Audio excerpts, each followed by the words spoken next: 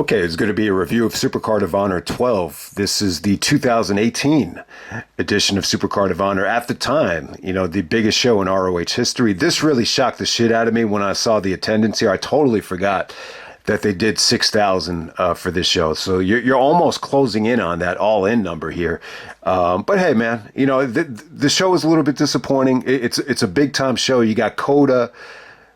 You got Kota Ibushi, but at the same time, you still got Cody and Kenny Omega as the marquee match. So it looks like a sexy show on paper, but we'll get to it in a second. I just want to touch on, the weekend coming up here aside from WrestleMania. So this is a Ring of Honor review. So I just want to touch on some of the indie stuff. So Supercard of Honor, some extra matches announced. Kyle Fletcher and Lee Johnson for the TV title. That could be really good. The consensus with ROH since Tony Khan took it over, like some of these ROH shows don't look that stacked, but they've all pretty much exceeded expectations. Especially Final Battle, which didn't look like it was going to be a good show. It ended up being a great show. Mark Briscoe going for the ROH title. That will be cool because Mark started the first ROH show in Philly, not being able to wrestle because he was only 17. So that would be a hell of a story if he's able to seal the deal and win the title in Philly. Because of the age restrictions back in the day. That will be like a full circle moment. I don't know. Some of these matches don't really interest me, though. Like Johnny TV and Dalton Castle. We'll see what happens there. They're going to get a Stardom showcase with the 6 women. Hopefully that's a much better, showcase for the Stardom women. Stardom are actually going to be doing their own show once again. Thinking what else is here? Athena and Billy Starks. They've proven to be really, really good wrestlers, especially Athena. Athena and Shida should be really, really good. Billy Starks and the Queen Aminata should be another really, really good match in the finals right there. But hey, man, we'll see what happens with Supercard of Honor. Does it scream Supercard of Honor from 2008? No, but I'm sure it'll be pretty good. In terms of the GCW stuff, the show that I have my eye on is Bloodsport. This is going to be Bloodsport 10. Last year's show, I thought it was cool. It just felt to me like it wasn't that big of a deal. I just don't think it created the buzz that the Bloodsport series normally creates. But hey, you're going to get a Big Japan inspired main event here. I'm not that familiar with Abe and Nomura, but I would expect it to be really, really good, based on the resumes that I'm looking at right there from Big Japan. Nick Nemeth, Dolph Ziggler taking on Mike Bailey. That should definitely be interesting. It looks like Ziggler is really going to, wrestle the full repertoire throughout this whole weekend. He's pretty much doing it all. He's doing WrestleCon as well. I believe Mike Bailey's actually taking on RVD at WrestleCon, so that should be really, really interesting.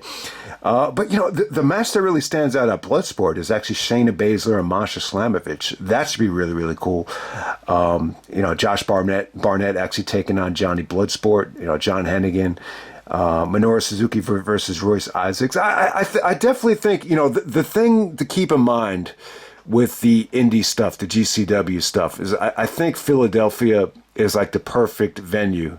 So I definitely think you're going to have more talent accessible for these shows. So they should definitely be better than, what happened last year in Los Angeles. Joey Janela's Spring Break. So out of all the GCW stuff, this looks like the most attractive. So you're going to get Dragon Gate coming in. So that should be really cool. Dragon Kid, Yamato, you get to see those guys again. So the Dragon Gate stuff looks really, really, really good. I haven't seen Dragon Gate in years, so I can't speak to, the talent level now as opposed to 2006, 2008 when they set the world on fire. I'm trying to think what else looks good from Spring Break. You're going to get Blake Christian taking on Joey Janela. Aside from that, I don't really have much to say about it, but hey, man, hopefully, the indie stuff, creates a little bit more buzz than they did last year. Okay, here we go. Supercard of Honor 12. This show took place on April 7th, 2018 from New Orleans, Louisiana. This was at the UNO Lakefront Arena. They do an attendance of 6,100. This has got to be up there with the the highest attendance in Ring of Honor history up to that point. I think the only show that surpassed this in terms of it being, Ring of Honor would be the Madison Square Garden show. Yeah, man, Cody and Kenny Omega, Cody versus Kenny. I think for the first time, I'm not sure if they ever had a rematch after this, but yeah, man, it was pretty, I thought it was pretty good. I just, the funny thing is when I was looking through the Supercard of Honor catalog, I totally just forgot about this show. Like I didn't see it at the time. And I kind of know why. Like when I look back I was watching True Slayer's review. I was watching some of the other reviews. 4.5 hours. Like, yeah, I thought the previous Supercard of Honor at 3.5 was, kind of dragged, and this really did drag at certain points. So I think that was one of the negatives. It just the show was just a little bit too much here at 4.5 hours, and it did feel to me like some of the booking, some of the interference got like really, really bad heat, especially from the Kingdom and the Beer City Bruiser. We're talking about like buzzkill moments, throughout this show. But hey, man, let's get right down to it. You get to see Cody and Kenny Omega before AEW. The Young Bucks actually do interfere in that match. So in a lot of ways, you have all the executive vice presidents from AEW all playing a role in the marquee match right here. So I definitely think it's a historical show. It's definitely worth checking out if you love the legacy of Ring of Honor or, even AEW or even New Japan. This is definitely a New Japan co-promoted show. A lot of the major players from New Japan help draw the show too. I think that's another thing to keep in mind. Like when they set the record at Madison Square Garden, or even have this monster attendance right here. It's like, how many would they have been able to draw without the New Japan guys being involved? Probably not that many. So this is still Joe Koff. This is still Sinclair. This is still Delirious as the booker. So sadly, it definitely kind of still has that, Sinclair of Honor feeling, even though it's a pretty damn good stacked show in terms of talent. But we're going to get right down to it. First match tonight, we got Chuckie T taking on Jonathan Gresham to open up the show. I thought the crowd was incredible here. All the way up until the women's match. The women's match kind of took the buzz out of the building a little bit, but, the first three matches, the crowd was hot. Chuckie and Jonathan didn't do anything spectacular. It was just good. It had a feel-good moment. Chuckie goes over Jonathan Gresham. Gresham, once again, very reluctant with the code of honor, and it felt real to me. It just felt like he didn't want to do the job. I think that's one of the things about Gresham. He doesn't like to lose, which is good. It's good not to like to lose, but I'm guilty of this as well. Like, I hate losing. I have the mentality of, if you're losing in these shitty gyms against shitty competition, there's just no excuse for it. And maybe Gresham feels the same way, but there's almost like a classy way to lose. You want to be a good sport. It just seems like Gresham, very similar to the way he lost to Claudio. Like, he just wasn't happy, doing the job here. That's just how it came off to me. But yeah, this is Gresham before Gresham. I think that the two people that really benefited, from the pandemic more than anybody is Gresham and Jordan Grace. Whatever they did during the pandemic, it just worked. They got in better shape. They became better wrestlers.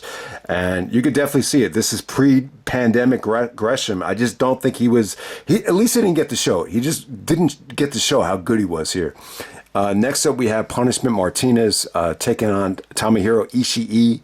I thought this was good, man. This is a good showcase for, Martinez, Damian Priest. The crowd was great here. His offense looked dominant. It looked pretty awesome. Ishii really sold the shit out of, for Punishment Martinez here. It really wasn't like, if you're a huge Ishii fan, maybe the match would have left you frustrated, but it just seemed to me like there wasn't a lot of back and forth here. This is really just Punishment Martinez really just going over Ishii with just a lot of offense here. But yeah, the crowd was hot for it, and the execution wise, I thought it was a lot of fun. Next up, we had Kota Ibushi taking on Hangman Page. Good stuff. Crowd was really into, Kota here. Kota was in his prime This is just Kota doing his thing. I thought, Hangman Page looked good. He was able to hang with Kota Ibushi. Ibushi's moonsault came off beautiful. It felt a little bit short, but the ending came off great. The two hands with the V trigger. You got a hot finish there. I thought this was really, really good. Next up, we have the finals for the Women of Honor World Championship. We have Sumie Sakai taking on Kelly Klein. Yeah, the ending here sucked. I just think there were moments here where they lost the crowd. I thought Sumie Sakai looked good, but, the chemistry that she had with Kelly Klein, it just wasn't, quite ready for prime time. And, like I was saying, the ending just kind of came out of nowhere. I just definitely thought that this killed the momentum of the crowd. I just think it brought the show down a little bit. Next up, we have Ladder War 8 for the ROH Six-Man Tag Team Championships. We have Southern Cal Uncensored, Christopher Daniels, Frankie Kazarian, and Scorpio Sky taking on Flip Gordon and the Young Bucks. Really, really good ladder war right here. I wouldn't say it was great. The Kingdom stuff was definitely buzzkill worthy.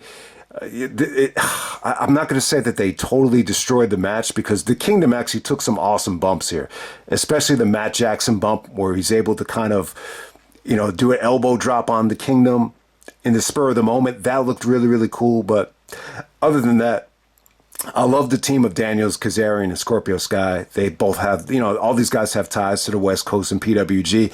At this time, it felt like a totally cohesive unit. They all kind of felt like they were still, had a lot of juice left. Daniels still had some juice left at this time. So I like the West Coast trio there. Flip, definitely put his body on the line. Nick Jackson took some brutal bumps here. I mean, really exciting stuff. I mean, it was exciting. I just feel like it just could have been a little bit better. I just feel like the Kingdom stuff, it just took away from the match a little bit for me. But make no mistake about it, if you were there live, you can't argue with it. The Bucks kind of gave max effort in a ladder match. There's really not much more you could ask for. So it was pretty damn good in terms of the theatrics. But good stuff there. You actually have Southern Cal Uncensored. Christopher Daniels actually taking the championship off the ladder.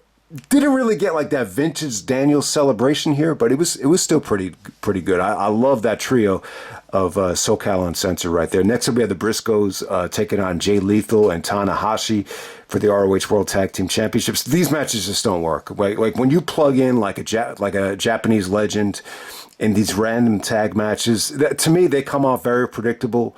It doesn't feel like, vintage New Japan effort. And yeah, for whatever the reason, the crowd was just kind of dead here. I mean, why would they be dead? It's the Briscoes taking on Tanahashi. I just don't know why. The Briscoes were heel here, and I don't know. I just don't think the Briscoes really worked as a heel. Like, it kind of reminds me of having Goldberg as a heel. That's what it kind of reminds me of when the Briscoes go heel. The match wasn't bad. There was one sequence of the match where they really almost turned it around. I think Jay actually had the figure four up on Lethal. Tanahashi was going to break it up with the frog splash, and then Mark takes Tanahashi out, and then he does the elbow drop. It really felt like they were just craving that Tanahashi frog splash at that moment. But hey, Tanahashi didn't really get a lot out of him here. Jay did some good stuff. There was a kick out of the Jay Driller, which really woke the crowd up. But the ending just kind of felt anticlimactic.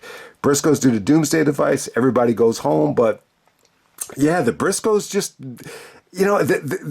they were kind of hated here, and I'm not sure exactly why but they were getting good heat. But at the same time, the ending just fell flat to me, and I'm not a huge fan of having the Briscoes go heel, because it just never works. It didn't work at Best in the World 2011, even coming off of the awesome, Jay promo. The fans just don't want to boo the Briscoes. So here, it just kind of felt to me like maybe the fans just didn't know how to react towards the Briscoes. Maybe they were just indifferent about it. Maybe that's the problem with it. But I was never a big fan of just plugging in a New Japan guy in a random tag match. But it sounded sexy on paper. It just didn't hit the level I thought it would. Next up, we had Kenny King taking on Silas Young. This last man standing match for the ROH World Television Championship. I didn't really mind this. I thought the video package here was quite good. Kenny actually had some good promos directly at Silas for being a fake tough guy. I do think Silas has this image where he acts like he's tougher than everybody just because he has a beard or just because he drinks beer or just because he, whatever. You kind of had that feeling there. The greatest prick of all time, the greatest prick that ever lived, Austin Aries comes out as the belt collector. So this must have been a year after he left WWE, after getting bumped from WrestleMania. He comes out with like 7 or 8 title belts on commentary. So you got Aries, sticking up for his guy, Kenny King. The match was not good. The crowd was kind of just not into this thing for the most part, but it did have some creative moments. And shout out to Kenny King. He actually does a shooting star press through the table on the outside. Well, I didn't know Kenny King had that in him. That actually came off well. You had a buzzkill moment of the Beer City Bruiser just coming out. And if you want to find an example of bad heat where a guy just comes out and interferes in the match, and it's almost like we would just want to walk out of the building type of heat. Like, this will be it. This is the most amount of negative, like get the fuck out heat I think I've ever seen. And that had to be it. But hey, the Beer City Bruiser on the finish, he actually comes from underneath the ring. He actually ties up Kenny King's legs so he can't stand. I thought the finish was kind of creative, though. There were some creative things on this show that just, because of the burnout factor, it just didn't get the reaction that, that you thought it maybe deserved. So Silas Young wins the television championship, and then we move on from there. But it was cool to see Austin Aries. I wish Aries could have been involved with this show. I think that WrestleMania weekend he worked with. I think he worked the main event of one of the Lucha shows, if I'm not mistaken. But we're gonna move on. We got Bully Ray and Cheeseburger taking on the Dawgs, DAWGS, Red Titus and Will Ferrara. This kind of ended with Bully Ray coming out. There was Red Titus actually took out Cheeseburger's tag team partner, and then Bully Ray comes out. He's almost like the commissioner of ROH at the time. And, I got to say this about this whole thing. This ended up being more of a segment. So Bully Ray actually turns heel here on Cheeseburger, basically says that, guys like you, it almost felt like it was going to be more of a racist promo. That's how the fans took it. When he said, people of your kind, don't really know what, don't know anything about the business, and people of your kind are the reason why the business sucks today. It almost felt like it was racist at first, but then he started naming names like Will Ospreay and all these like young, hungry, up and coming, high flyers, like these millennials. So it kind of had that feeling to it. So, Bully Ray was able to prove that it wasn't a racist promo. Just but how the way the fans reacted, it almost felt like it was going in that direction. But because Cheeseburger is black. But yeah, actually, Joe Koff actually comes out. He tries to break up Bully Ray from breaking Cheeseburger's neck, and he's calling Joe Koff an old man. See, I don't know, Koff, man. I just when you look at Koff and you say to yourself, like, this is the guy that ended up taking over Ring of Honor. It's just like, it's just a little bit deflating. But hey, man, Bully Ray did a good job here. I thought this was a great heel turn for Bully Ray. It ended up being more of a segment, and trying to think who else came out here to make the save. But yeah, that's pretty much how it ended right here. Instead of breaking Cheeseburger's neck with a pile driver, he just pretty much powerbombed him. And then we move on from there. I think it was actually Flip Gordon that came out to try to make the save. Okay, now we have Cody taking on Kenny Omega. This is pretty much the only reason I'm reviewing this show right here. Cody and Kenny, first time ever. I think up to that point, Cody comes out with Brandy. The funny thing is, I was thinking, I don't think you ever got a Cody and Kenny one-on-one match in AEW. I mean, I could be wrong about that. I just don't remember it ever happening. And you almost say to yourself, man, that would have been really cool if they met in AEW. I think at this time, Cody was really finding it in terms of charisma, in terms of being a heel, in terms of really connecting with the fans. He just did some really, really cool things out there. You know, like wrestling wise, that was his biggest flaw here. He execution wise, he still wasn't taking moves like as good as he does now. I just think he's gotten better since then. You know, at this time, obviously, this is Kenny Omega's prime. He's coming off of, the Okada matches. I think he's coming off of the Jericho Classic at Wrestle Kingdom, which got 5 stars from Meltzer. So, yeah, this is definitely prime Kenny Omega. The fans it felt to me like they were mostly there just to see Kenny Omega. That's how good he came out. I love that Dr. Wily Bomb finisher from Kenny Omega. That really is like that would get my brother to start watching wrestling if he could remember that Kenny Omega had all these Mega Man inspired finishers. But overall, man, I thought this was good. It felt a little bit long, but at the same time, it felt like it over delivered. It felt like this kind of got the New Japan kind of booking treatment. You know, you got a lot of over the top stuff. Kenny Omega, though, I gotta say, you know, he's out with the diverticulitis now, and there's a spot in this match where Cody actually suplexes Kenny, belly first into the edge of the table, and you say to yourself, man, those bumps have got to add up. You know, that diverticulitis, I don't think it's something that you could inherit from a family member. It's not like, oh, you inherited, dementia from, your family history or a bad heart. Like this, I think the diverticulitis it really is like just a buildup of just trauma to the intestines. I think that's why Kenny's in the position he's in right now. So I just think everyone needs to learn from it. Like, don't take, you shouldn't be taking these kind of bumps if they're going to, give you a life, threatening illness. So I just wanted to make that point there. But overall, I thought it was a lot of fun. You had some good drama here. Brandy, played her role really nicely. She came off like a great heel. The highlight of the match for me, she actually takes a V trigger from Kenny Omega through the table. I thought that was cool. The crowd goes crazy for that. Cody did some really good interaction with the fans. He actually drank one of the fans' beers and spit it back at them. There was this really, I think the girl actually did YouTube videos. She had like green hair and, she was really talking trash with a lot of guys on the show. So I think even Cody as well. So great interaction from Cody. Cody comes out looking like a badass with the eye patch. I just thought Cody was really finding it. You even got some good Cody chants here as a heel. But I'll tell you what kind of hurt this match for me. Just the way Cody was taking certain moves. The dragon suplexes, the hurricane ranas, the suplexes where he has to fully rotate. He just wasn't bumping as good as he does now. I just think he definitely got better overall in terms of selling, in terms of executing moves. But other than that, I thought it was a great match. I thought you had some good counters to the One-Winged Angel. You had some great, setups with the Crossroads. But hey, the finish, you get to see the Young Bucks come out. The Young Bucks are kind of torn about who to help. They accidentally screw Kenny Omega here. So, you got Cody, Omega, and the Bucks all in the same ring at the same time with this finish playing out. The future executive vice presidents of AEW. So it's a great moment for AEW fans. And I don't know, for some reason, like this match doesn't really get talked about a lot. I think it's a great match. I don't think it's a classic.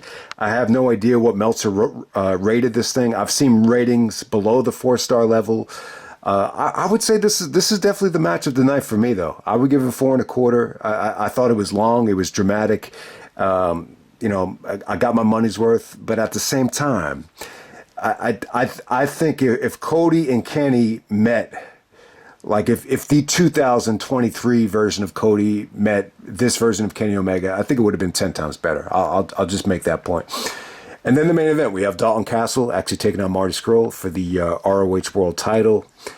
Boring as hell at certain points in the beginning, and it definitely did feel like a lot of fans had left at this point, especially by the end of the match. You could just, there was a wide shot of the arena. It felt like the place was like 1/8 full. I mean, it's crazy. I think Dalton Castle and Marty Scurll was pretty damn good though.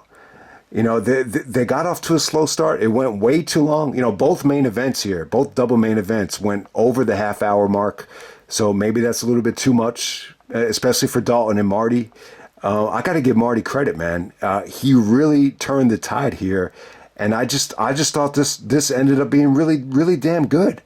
I understand Dalton Castle is not everybody's cup of tea, and I still think if Dalton Castle was ROH champion during the Gabe Sapolsky era, the fans would have crapped on him harder than anybody. But he's still a good athlete. His effort here was still good. There was some great creativity here with Todd Sinclair, the referee. I mean, Marty actually ended up breaking his finger, so he couldn't make the 3 count. So you actually had to have a replacement referee come out. I thought that was genius, and I thought that actually woke the crowd up. That actually turned the crowd around. You had great transitions from the crossface chicken wing into Dalton's finisher. I just think Dalton really, his effort was good. They did some creative things out there with the umbrella, with the finish, with the finishing stretch. I thought it was really, really well. And it was unpredictable, too. I said to myself, all right, this feels like Marty's going to win, because I'm pretty sure Marty ended up winning the ROH World title, but I guess not so soon. Dalton actually does go over in a pretty, good match right here. I thought this was really good. It doesn't really I don't think it's getting the credit that it deserves. I think Truth Slayer crapped on it because of the length. And I've seen people give this like 3 stars. I definitely think it's 4-star worthy. Do I think it's better than Cody and Kenny? I'm going to say no, but I think this is a good double main event right here. I think more than anything, I just think the show suffered at the time because of burnout. When you're watching, all these shows back to back during WrestleMania weekend, it's just not healthy, and it's very unnatural. And I think I could just see people at this time, after watching the NXT shows, after watching Evolve and the Lucha, all the other WrestleCon, all the other shows, I could just see people just being fucking sick to their stomach by this point because of the length of these shows, and especially at this time, like WWE and wrestling as a whole, this feels like the era of just quantity over quality. And it wasn't just WWE. I think it was everybody. It was just like, let's just throw as much shit on a card as we can, just to ensure that we're going to get at least, a decent amount of money for the show. So, but hey, man. But overall, I would definitely say it's not a great show to sit through from start to finish. I mean, 4.5 hours. It's a little bit too long. It does have an intermission, which is good, but I would definitely check out the double main event. The Ladder War, I thought, did deliver. Kota and Hangman, definitely worth checking out. Everything else was pretty much hit or miss. But I'll just end it right there, guys. That's Supercard of Honor 2018, and I'm out. All right.